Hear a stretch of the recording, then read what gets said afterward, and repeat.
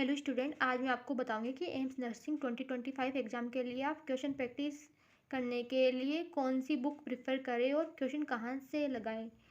कौन सा question material आपके लिए अच्छा रहेगा ताकि आपके सारे क्वेश्चन सही हो। किस तरह से आप प्रैक्टिस करें उन क्वेश्चंस की।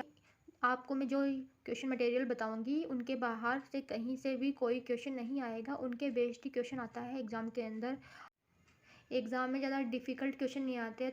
अगर आपने गोल बना लिया कि मुझे 2025 एग्ज़ाम को क्लियर करना है, तो मैं जो क्वेश्चन बता रही हूँ, जो क्वेश्चन मटेरियल बता रही हूँ, आप उसी को ही सोल्व कीजिए। ज़्यादा हार्ड क्वेश्चन सोल्व मत कीजिए, क्योंकि उनसे कोई मतलब नहीं है, वहाँ से क्वेश्चन नहीं आता है। और सटीक क्वेश्चन आते हैं, सिंपल क्वेश्चन आते हैं, हाँ कैलकुलेटिव क्वेश्चन भी आते हैं, लेकिन आप प्रैक्टिस करोगे तो वो आपकी कैलकुलेशन सही हो जाएगी। जैसे एनसीईआरटी फिंगर टिप के नाम से एक बुक आती है, आप उसको सोल्व कीजिए। उसमें एनसीईआरटी बेस्ड क्वेश्चन होते हैं, मॉडरेट लेवल के क्वेश्चन भी होते हैं और इजी लेवल के भी क्वेश्चन आते हैं। आप उसको सोल्व कीजिए अगर आप कोई बुक फॉलो नहीं कर रहे हैं तो। और आप ओनली एनसीईआरटी पे फोकस कीजिए। एनसीईआरटी के जो अंदर क्वेश्चन होते हैं आप पीछे उनको सोल्व कीजिए। जैसे एनसीईआरटी में कई बार क्वेश्चन पूछे जाते हैं चैप्टर के अंदर, आप उनको भी सोल्व कीजिए। एनसीईआरटी की लाइन टू लाइन पढ़े, उनके अंदर ही बन के क्वेश्चन आते हैं। छोटे क्वेश्चन आते हैं, ज़्यादा बड़े क्वेश्चन भी नहीं आते। इजी पेपर आता है बायो का। अगर हार्ड भी पेपर आएगा तो एनसीईआरटी की लाइन टू लाइन उठा के आएगी, आप उनको ईजिली सोल्व कर सकते हैं। और बायो के लिए आप प्रीवियस ईयर के क्वेश्चन देखिए, एम्स में पूछे गए हैं, एम्स नर्सिंग एग्जाम में पूछे गए हैं। नीट के क्वेश्चन पुराने सोल्व कीजिए, वो भी एनसीईआरटी बेस्ड आते हैं, आप उनको भी सोल्व कर सकते हैं। नीट के भी 10 इयर्स पुराने क्वेश्चन ही देखिए, ज़्यादा डीप मत जाइए। जो इजी क्वेश्चन है उनको देखिए और एनसीईआरटी के क्वेश्चन ही देखिए, बाहर के क्वेश्चन मत देखिए। अब मैं आपको केमिस्ट्री के लिए बताऊंगी कि आपको कौन सा क्वेश्चन मटेरियल प्रेफर करना है केमिस्ट्री में। इससे बाहर कुछ भी नहीं आएगा, कहीं से भी क्वेश्चन नहीं आएगा। अगर आप इसको फॉलो करेंगे तो आपके पूरे क्वेश्चन सही होंगे केमिस्ट्री के अंदर, ट्रस्ट मी।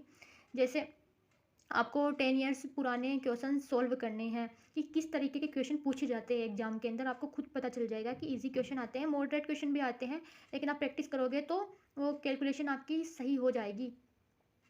जैसे आप कोचिंग में है तो कोचिंग नोट्स को पढ़ें। और अगर कोई थ्योरी चैप्टर है जैसे डी ब्लॉक, पी ब्लॉक, इनकी थ्योरी पढ़े, उनसे लाइन टू लाइन उठा के आती है। वो भी बायोलॉजी की एनसीईआरटी के जैसे ही चैप्टर होते हैं। जैसे बायोलॉजी में अपन एनसीईआरटी पढ़ते हैं ना, उसी तरीके से पी ब्लॉक और डी ब्लॉक की एनसीईआरटी पढ़ें और खुद के नोट्स बनाइए, शॉर्ट नोट्स बनाइए। मैं भी आपको अपने शॉर्ट नोट्स अवेलेबल करा दूँगी, जो कि एनसीईआरटी बेस्ड ही होंगे और आपको उनसे बाहर कुछ भी देखने को नहीं मिलेगा। फॉर्मूला बेस्ड क्वेश्चन आएंगे और आपको हार्ड क्वेश्चन अवॉइड करने हैं, क्योंकि हार्ड क्वेश्चन एग्जाम में नहीं पूछे जाते हैं। आपको मिनिमम एक चैप्टर के 50 क्वेश्चन लगाने हैं। अगर आप रोज़ एक चैप्टर पढ़ते हैं तो उसके 50 क्वेश्चन लगाइए, प्रैक्टिस कीजिए। अगर मॉडरेट क्वेश्चन भी आते हैं तो आपकी जो प्रैक्टिस की हैबिट होगी वो अच्छी होगी, तो आप उनको सॉल्व कर सकते हैं टाइम में।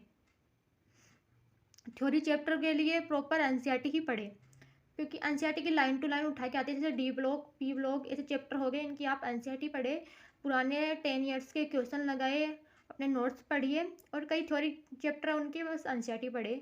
इसके बाहर आप कुछ भी मत करें। अब हम फिजिक्स की बात करेंगे कि फिजिक्स में आप 10 इयर्स पुराने क्वेश्चन लगाइए, कोचिंग के नोट्स पढ़िए। जैसे कोचिंग में आप किसी की भी कोचिंग ले सकते हैं। अगर आपने अभी कोई कोचिंग लेना शुरू नहीं किया है तो आप पीडब्ल्यू की ले सकते हैं, विजय एजुकेशन यूट्यूब पे अवेलेबल है, जीएस प्लानेट की ले सकते हैं। और अपने खुद के नोट्स बनाइए। जितना आप खुद के नोट्स बनाएंगे ना, उतना आपको आसानी से याद रहेगा कि हाँ ये चीज़ मैंने पढ़ रखी है, उतनी आपकी प्रैक्टिस भी होगी। और मैं भी अपने नोट्स अवेलेबल करवा दूँगी आपको, और उनके बाहर कुछ भी नहीं पूछा जाएगा, ट्रस्ट मी। मिनिमम आपको 50 क्वेश्चन हर चैप्टर के सॉल्व करने हैं, क्योंकि आपको प्रैक्टिस करनी है। ज़्यादा डिफ़िकल्ट क्वेश्चन सॉल्व नहीं करने, आपको ईजी क्वेश्चन सॉल्व करने हैं। और ऐसे नहीं कि आप बार बार हर हर चैप्टर के अलग अलग जगह से क्वेश्चन लगा रहे हैं। मैं कहूँगी कि आप 50 क्वेश्चन लगा रहे हैं तो उन्हीं क्वेश्चन को बार बार लगाइए, उन्हीं क्वेश्चन को रिपीट कीजिए, ताकि आपको पता चलेगा कि हाँ इस तरह के क्वेश्चन मेरे देखे हुए हैं एग्ज़ाम के अंदर, और आपको तुरंत याद आ जाएगा कि हाँ ये क्वेश्चन ऐसे करना है। अगर आप अलग अलग जगह से क्वेश्चन लगाओगे तो आप कंफ्यूज होगे। जैसे आपको एक चीज़ और कहना चाहूँगी कि आपको जैसे जेई एडवांस और जेई मेन में क्वेश्चन पूछे जाते हैं, उनको सॉल्व मत कीजिए, अभी अस्सी वर्मा वगैरह टिपिकल क्वेश्चन मत सोल्व कीजिए, क्योंकि ऐसे क्वेश्चन नहीं आते। आप पुराने नीट के क्वेश्चन भी लगा सकते हैं, वो भी ज़्यादा डिफ़िकल्ट क्वेश्चन हो तो वो अवॉइड कीजिए, क्योंकि ऐसे क्वेश्चन एम्स नर्सिंग एग्ज़ाम में नहीं आते हैं। इस बार 9 जून को जो एग्ज़ाम हुआ था इसके अंदर हार्ड पेपर आया था फिजिक्स का, लेकिन उसमें जो पेपर था वो लेंदी था, मॉडरेट लेवल का था, इतना डिफ़िकल्ट भी नहीं था, लेकिन लेंदी पेपर था।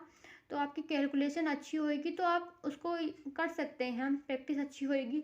जैसे कि प्रीवियस नीट के एग्ज़ाम में भी आजकल ऐसे ही क्वेश्चन पेपर आते हैं कि मॉडरेट पेपर आता है, ना कि ज़्यादा हार्ड आता है, ना ही कि ज़्यादा ईज़ी आता है। उसी लेवल का इस बार एम्स नर्सिंग का पेपर आया था।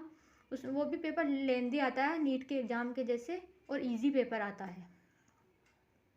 मैंने जो आपको क्वेश्चन मटेरियल बताए हैं आप वहीं से ही क्वेश्चन प्रेफर कीजिए प्लीज़, क्योंकि इनके बाहर एग्ज़ाम में कुछ भी नहीं पूछा जाता है। और मैं भी आपको अपने नोट्स अवेलेबल करा दूँगी, लिंक डाल दूँगी मैं यूट्यूब पे शॉर्ट नोट्स की। Thank you. अगर आपको मेरा वीडियो अच्छा लगा तो प्लीज़ लाइक एंड सब्सक्राइब कीजिए। और जैसे जैसे मैंने आपको बताया आप वैसे ही स्टडी कीजिए, इनके बाहर कुछ भी नहीं आता है। Thank you.